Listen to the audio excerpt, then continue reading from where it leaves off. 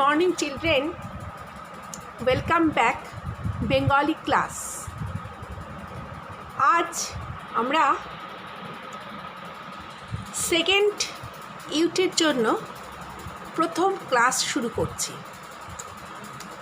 তোমরা তোমাদের first unit এবং হাফ ইয়ারলি পরীক্ষা আশা করি ভালোভাবেই দিয়েছো। আজকে শুরু করছি আমাদের সেকেন্ড ইউনিটের প্রথম ক্লাস। আজকে তোমাদের একটি কবিতা পড়াবো আমি। কবিতাটির নাম জন্মভূমি আজ। কবিতাটির কবি হলেন বীরেন্দ্র চট্টোপাধ্যায়। আজকের এই কবিতাটি একটু ভিন্ন স্বাদের কবিতা, অর্থাৎ আমরা আজকে একদম আধুনিক কবিতায় বা আধুনিক কবি বীরেন্দ্র চট্টোপাধ্যায়ের কবিতায় চলে এসেছি। তোমরা এর আগে রবীন্দ্রনাথ ঠাকুরের কবিতা পড়েছ খেয়া। খেয়া কবিতাটির মাধ্যমে তোমরা মোটামুটি আমাদের রাবীন্দ্রিক কবিতার একটা বিশেষ সমীকরণে তোমরা কিন্তু অলরেডি পড়ে ফেলেছ। রাবীন্দ্রিক কবিতার মধ্যে আমরা পেয়েছি ছন্দের আতিশয্য, অর্থাৎ ছন্দ মিল করা কবিতা। আধুনিক কবিতার মধ্যে কিন্তু সেই অর্থে ছন্দ সেভাবে থাকে না। আধুনিক কবিতাকে আমরা অনেক সময় গদ্য কবিতাও বলি। জন্মভূমি আজ এরকমই একটি কবিতা। এই কবিতাটির কবি বীরেন্দ্রনাথ চট্টোপাধ্যায়। এই কবিতাটি বীরেন্দ্রনাথ চট্টোপাধ্যায়ের এই জন্মভূমি নামক কাব্যগ্রন্থ থেকে সংকলিত। তাহলে আমরা প্রথমেই একটু পড়ব এই কবিতার কবি পরিচিতি। আধুনিক বাংলা সাহিত্যের অন্যতম সেরা কবি বীরেন্দ্রনাথ চট্টোপাধ্যায় 1920 খ্রিস্টাব্দে জন্মগ্রহণ করেছিলেন বাংলাদেশের ঢাকা জেলার বিক্রমপুরে। এরপর তিনি কলকাতায় চলে আসেন। তার শিক্ষা জীবন, শৈশব, পরবর্তীকালে কর্মজীবন পুরোটাই কিন্তু কলকাতার সঙ্গে যুক্ত। তিনি কলকাতার রিপন স্কুলে এবং পরে রিপন কলেজে পড়াশোনা করেন। প্রথম জীবনে কবি অনুশীলন দলের সঙ্গে যুক্ত ছিলেন। পরবর্তীকালে তিনি বামপন্থী দলের সঙ্গে যুক্ত হন এবং অসহায় মানুষের কথাকে তিনি অত্যন্ত গুরুত্ব দিয়ে তার কবিতার মাধ্যমে তুলে ধরেছেন। মানবতা বিরোধী ঘটনার বিরুদ্ধে তিনি কবিতা লিখে প্রতিবাদ জানিয়েছেন। তিনি ছিলেন মানবিকতার কবি। তিনি মানুষকে শ্রেষ্ঠ ভেবেছেন। তার কাছে সেই সদা শাশ্বত চণ্ডীদাসের বক্তব্য, সবার উপর মানুষ সত্য, এটাই তার কবিতার মাধ্যমে কিন্তু আমরা পরিলক্ষিত করি। তার উল্লেখযোগ্য কিছু কাব্যগ্রন্থ হল গ্রহচ্যুত, রানুর জন্য, উলুঘরের কবিতা, লক্ষিন্দর, সবা ভেঙে গেল, রাস্তায় যে হেঁটে যায়, মানুষ খেকো বাঘেরা লাফায়, এই জন্মভূমি, পৃথিবী ঘুরছে, ভিয়েতনাম ভারতবর্ষ, শীত বসন্তের গল্প ইত্যাদি। তিনি অনেক কাব্যগ্রন্থ অনুবাদও করেছেন। 1985 খ্রিস্টাব্দের 11 জুলাই কবির মৃত্যু ঘটে। তাহলে মোটামুটি এই হলো বীরেন্দ্র চট্টোপাধ্যায়ের সংক্ষিপ্ত জীবনাবলী। আজকের কবিতা তাহলে আমরা পড়ব। কবিতাটি পড়ার আগে চলো একবার আমরা কবিতাটির বিষয় সংক্ষেপটা একটুখানি বুঝে নিই। এই কবিতার মাধ্যমে কবি পৃথিবীর বিপন্ন মানুষকে উদ্দেশ্য করে এই কবিতা লিখেছেন, অর্থাৎ যারা খেটে খাওয়া মানুষ, যারা দরিদ্র সীমার নিচে থাকেন, সেই সব মানুষের সুখ দুঃখ, ভালোবাসা, অসহায়তা এবং দৈনন্দিন জীবন এই কবিতায় কিন্তু ভীষণভাবে আমরা দেখতে পারি। মাটি এবং মানুষ অনন্ত শক্তির উৎস। কবির বিশ্বাস, এদেরকে ভালোবাসলে মানুষ তার শক্তি ফিরে পাবে। দুঃসময় এখনো শেষ হয়নি। দুর্দিনের অন্ধকার মানুষের বুকে পাথরের মতো চেপে বসে আছে। মানুষ স্বাভাবিক শ্বাস প্রশ্বাস নিতে পারছে না।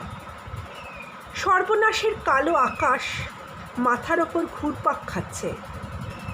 শয়তানের দল বাঘের মতো থাবা উঁচিয়ে সুযোগের অপেক্ষায় বসে আছে। একমাত্র মানুষ পারবে এই শত্রুর মোকাবেলা করতে। সমস্ত বাধা সরিয়ে ফেলতে হবে। মানুষকে ভয়ঙ্কর অশুভ শক্তির নিশান ঘটাতে হবে এবং প্রতিপক্ষকে শান্ত গলায় বলতে হবে, আমরা আর ভয় পাই না। মানুষ সৃষ্টিশীল। ভালো চাষাবাদ করলে তার বুকে সোনা ফলে। যদি মানুষ মাটিকে চাষযোগ্য করে তুলে না করতে পারে, বৃষ্টির শীতল ধারার আনার মন্ত্র ভুলে যায়, তাহলে জমি হবে ঊষর, জন্মভূমি হয়ে যাবে মরুভূমি। কবি মনে করেন, যে মানুষ গান গাইতে পারে না, সে মানুষ ধ্বংসের সময় বোবা ও অন্ধ হয়ে যায়। মাটি মানুষের জন্য অপেক্ষা করছে, মানুষও অপেক্ষা করে আছে মানুষকে কিছু বলার জন্য। অর্থাৎ কবি খুব সংক্ষিপ্তভাবে বলতে গেলে এই কবিতার মাধ্যমে কবি সাধারণ মানুষ তথা চাষি, শ্রমিক এদেরই জয়গান গেয়েছেন এবং এরাই যে কোনো জাতির স্রষ্টা এবং এরাই যে কোনো জাতিকে খুব ভালোভাবে জিইয়ে রাখতে পারে, তারই কিন্তু আমরা এই কবিতা থেকে অনেক কিছু বুঝতে পারি। তাহলে এই কবিতায় চলো আমরা মূল পাঠ্যাংশতে যাই। কবিতার প্রথমেই আমরা দেখি কবি লিখেছেন, একবার মাটির দিকে তাকাও, একবার মানুষের দিকে। অর্থাৎ কবি কিন্তু মাটি এবং মানুষকে অঙ্গাঙ্গিভাবে দেখেছে। এখানে মানুষ বলতে কিন্তু কবি সমাজের কৃষক শ্রেণী বা মজদুর শ্রেণী, অর্থাৎ খেটে খাওয়া নিচুতলার মানুষ, যারা তাদের কোনো রকম ভালোভাবে থাকার মূল মন্ত্রটাই যারা আজ ভুলে গেছে, কবি তাদেরকে উদ্দেশ্য করেই কিন্তু এই কবিতা এবং তাদেরই জয়গান গেয়ে এই কবিতা। যে আছে মাটির কাছাকাছি, তার কথা শোনার লাগি কান পেতে আছি। কবিগুরুর সেই বাণীকে নিয়েই কিন্তু আমরা এই কবিতায় আজকে চলে এলাম। একবার মাটির দিকে তাকাও, একবার মানুষের দিকে। কবি বলেছেন, মাটি অর্থাৎ আমাদের জন্মভূমি, আমাদের যে মাটি, যেই মাটির মাধ্যমে আমাদের রসদ পাই, যেই মাটিতেই আমাদের সৃষ্টি, মাটিতেই আমরা মিশে যাই, সেই মাটিকে কবি আপন করে নিতে বলেছেন। কবি বলেছেন, সেই মাটির দিকে একবার তাকাও, একবার মানুষের দিকে। সেই সব মানুষ যারা মাটির কাছাকাছি আছে। এখনো রাত শেষ হয়নি। এই রাত বলতে কবি বলেছেন দুর্দিন, অর্থাৎ মানুষের জীবন, মানবিকতার বিপন্নতার দুর্দিন। এই দুর্দিনকেই কবি কিন্তু রাত বা সর্বনাশের রাত বলেছেন। অন্ধকার এখনো তোমার বুকের ওপর। অন্ধকার অর্থাৎ দুর্দিনের অন্ধকার মানুষের জীবনে, মানবিকতার জীবনে, জাতির জীবনে ঘনীভূত হয়ে উঠেছে। তাই কবি বলেছেন যে রাত এখনো শেষ হয়নি, অন্ধকার এখনো তোমার বুকের ওপর। কঠিন পাথরের মতো। অন্ধকারটা কীরকম? অন্ধকারকে বর্ণনা করতে গিয়ে কবি বলেছেন, অন্ধকার হলো কঠিন পাথরের মতো। কঠিন পাথরকে যেরকম সরানো যায় না, এই অন্ধকার মানুষের জীবনে, জাতির জীবনে, বঙ্গ জীবনে এমনভাবে চেপে বসে আছে, সেটাকে সরানোটা খুবই কষ্টকর। তুমি নিঃশ্বাস নিতে পারছো না। তুমি অর্থাৎ সমাজের সেই সকল মানুষ বা আপামর জনসাধারণ, আমরা সবাই এমনভাবে অন্ধকার আমাদের জীবনে চেপে বসে আছে, আমরা নিঃশ্বাস নিতে পারছি না। অর্থাৎ আমরা সঠিকভাবে কোনো কিছু বুঝে উঠতে পারছি না। আমাদের জীবনের চারিদিকে পুরো অন্ধকার বা রাত, চারিদিক আমাদের ছেয়ে রয়েছে। মাথার ওপর একটা ভয়ঙ্কর কালো আকাশ। আমরা সবাই জানি আমাদের মাথার ওপর আকাশ থাকে। এই আকাশ, যেই আকাশ আমাদের শিক্ষা দেয় উদার হতে, যেই আকাশ আমাদের শিক্ষা দেয় যে পৃথিবীতে সব কিছুর মধ্যে একটা সৌন্দর্য রয়েছে, সেই আকাশকে কবি এখানে বলেছেন ভয়ঙ্কর কালো আকাশ। অর্থাৎ আমাদের মাথার ওপর ঝুলছে এক অমানিশা, যেই নিকষ কালো বা নিকষ কালো অন্ধকারকে ভেদ করে সাধারণ মানুষের পক্ষে নিঃশ্বাস নেওয়া বা স্বাভাবিক জীবনে ফিরে আসা বা স্বাভাবিক জীবনকে নিজেদের তৈরি করাটা খুবই কঠিন। একটা এখনও বাঘের থাবার মতো উঁচিয়ে বসে আছে। এই বাঘের থাবার মতো কি উঁচিয়ে বসে আছে? যে বাঘের থাবার মতো উঁচিয়ে বসে আছে ভয়ঙ্কর কালো আকাশ। বাঘ যেরকম থাবা উঁচিয়ে বসে থাকে মানুষকে শেষ করে দেওয়ার জন্য, ঠিক সেই রকম এই ভয়ঙ্কর কালো আকাশও মাথা উঁচিয়ে বসে আছে মানুষের জীবনকে, সাধারণ মানুষকে ধ্বংস করে দেওয়ার জন্য। এই কালো আকাশ বলতে কবি সমাজের বুকে ঘটে যাওয়া বিভিন্ন অনৈতিকতা, সমাজের সাধারণ মানুষের যে মিনিমাম তারা তাদের স্বীকৃতিটি না পায়, অর্থাৎ সমাজের সাধারণ মানুষের দুঃখ এবং দুর্দশাকেই কবি কিন্তু এখানে বর্ণনা করেছেন। তুমি যেভাবে পারো এই পাথরটাকে সরিয়ে দাও আর আকাশেরকে ভয়ঙ্কর শান্ত গলায় জানিয়ে দাও তুমি ভয় পাওনি। কবি এখানে তুমি বলতে কিন্তু কোনো বিশেষ মানুষকে বোঝায়নি। কবি তুমি বলতে এক বিশাল জনজীবন অর্থাৎ সাধারণ খেটে খাওয়া মানুষকে বলেছে, যাদের খাটনি দিয়েই তৈরি হয়েছে সমাজ। যে দধিচির অঙ্গ থেকেই কিন্তু দেশ তথা জাতি উন্নত হয়, সেই সমাজকে কিন্তু এই ভয়ঙ্কর সর্বনাশের কালো থাবা দিয়ে আমরা আমাদের এই সমাজকে মুক্ত করতে হবে। এবং কবি বলেছেন ভয় পেতে না। ভয় কিন্তু মানুষকে সম্পূর্ণভাবে হারিয়ে দেয় জীবন যুদ্ধ থেকে।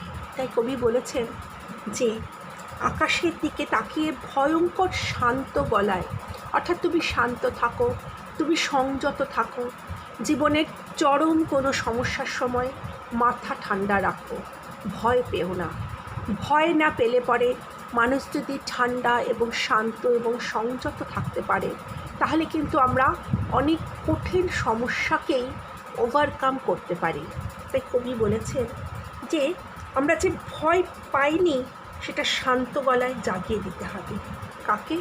আকাশকে। অর্থাৎ আকাশ অর্থে যারা সুযোগ সন্ধানী মানুষ, যারা খেটে খাওয়া মানুষদের ওপর সুযোগ দেয়, যারা তাদের সঠিকভাবে বাঁচতে দেয় না, যারা তাদের অপমান করে, যারা তাদেরকে সম্পূর্ণভাবে টুটি টিপে ধরে, যাতে তারা সহজভাবে নিঃশ্বাস নিতে না পারে। তাহলে প্রথম যে প্যারা, তাতে আমরা কি পেলাম? একবার মাটির দিকে তাকাও, একবার মানুষের দিকে। কবি বলেছেন যে সাধারণ মানুষকে উপলক্ষ করেই বলেছেন যে দেখো, তোমরা মাটির দিকে তাকাও, তারপর সাধারণ মানুষের দিকে তাকাও, দেখবে মাটির সঙ্গে মানুষের এক অদ্ভুত একাত্মবোধ। এই একাত্মবোধই কিন্তু মানুষকে তার নিজের অধিকার আদায় করে নিতে শেখায়। এখনও রাত শেষ হয়নি, অন্ধকার এখনও তোমার বুকের ওপর, অর্থাৎ নিকষ কালো রাত বা অন্ধকার অর্থাৎ সমাজের দুর্দিন কিন্তু এখনও শেষ হয়নি, ক্রমশ তা চেপে বসছে। অন্ধকার এখনও তোমার বুকের ওপর কঠিন পাথরের মতো। সমাজের দুর্দিনকে বা অন্ধকারকে কবি বলেছেন কঠিন পাথরের মতো। তুমি নিঃশ্বাস নিতে পারছো না, সাধারণ মানুষের নিঃশ্বাস রুদ্ধ হয়ে যাচ্ছে। মাথার ওপর একটা ভয়ঙ্কর কালো আকাশ এখনও বাঘের মতো থাবা উঁচিয়ে বসে আছে। বাঘ যেরকম থাবা উঁচিয়ে বসে থাকে শিকারের আশায়, সেই রকম মাথার ওপর কালো আকাশটা অর্থাৎ সমাজের দুর্দিনও সাধারণ মানুষের অবস্থা আরও খারাপ করে দেওয়ার জন্য কিন্তু তারা তাদের লোলুপ দৃষ্টি দিয়ে তাকিয়ে আছে। কবি বলেছেন তুমি যেভাবে পারো এই পাথরটাকে সরাও, অর্থাৎ তোমাকে যুদ্ধ করতে হবে, থেমে গেলে চলবে না, ভয় পেলে চলবে না, তোমাকে নিজের মতো করে যেভাবেই হোক তোমাকে কিন্তু এই পাথরটাকে সরিয়ে দিতে হবে, অর্থাৎ অন্ধকারকে মুক্ত করতে হবে। নতুন আলোর দিশা তুমিই কিন্তু তোমার সমাজে আসতে পারো। কেউ তোমার হয়ে কিছু করে দেবে না, কিন্তু তুমি নিজেই কিন্তু সমাজকে বদলে দিতে পারো। এবং আকাশকে ভয়ঙ্কর শান্ত গলায় তোমাকে বলে দিতে হবে যে তুমি ভয় পাওনি, অর্থাৎ তুমি আজ তোমার জন্মভূমির জন্য, তোমার সমাজের জন্য, তোমার জাতির জন্য, তোমার দেশের জন্য প্রস্তুত। যতই অন্ধকার আসুক, যতই অন্ধকারের নিকষ কালো চারিদিক ছেয়ে যাক, সমাজের ওপর যতই ভয়াবহতা, দুর্দিন, হানাহানি, কুসংস্কার নেমে আসুক, তোমাকে কিন্তু শক্ত হতে হবে। আর ভয়ঙ্কর ঠান্ডা গলায় অন্তত বলে দিতে হবে তুমি ভয় পাওনি। এক কথায় বলা যেতে পারে আমরা এই প্রথম যে প্যারা থেকে এটাই জানতে পারলাম যে আমরা সবাই মিলে একত্রিত হয়ে শুধুমাত্র ঠান্ডা মাথায় আমরা যে ভয় পাইনি, আমরা যে প্রস্তুত, অর্থাৎ প্রতিজ্ঞা প্রস্তুত ঘরে ঘরে। সাধারণ মানুষ যে আজ প্রস্তুত, সাধারণ মানুষ যে আজ আর ভয় পায় না, এটাই কিন্তু কবি বলতে চেয়েছেন। অর্থাৎ অসহায়তাকে কাটিয়ে তুলে নতুন জীবন, নতুন সমাজের আশায় জন্মভূমিকে নতুন করে সাজিয়ে তোলার জন্য সাধারণ খেটে খাওয়া মানুষদের আজ কবি ডাক দিয়েছেন। যারা মাটির কাছাকাছি রয়েছে সেই সব সাধারণ মানুষ আজ যেন ভয় না পেয়ে উদাত্ত কণ্ঠে জানিয়ে দেয় আমরা আজ প্রস্তুত। অর্থাৎ মানুষ কিন্তু আজ আর ভয় পেয়ে নেই, তারা কিন্তু আজ প্রতিজ্ঞা প্রস্তুত ঘরে ঘরে। সাধারণ মানুষ তাদের অধিকারটা কিন্তু বুঝে নিতে আজ সচেষ্ট।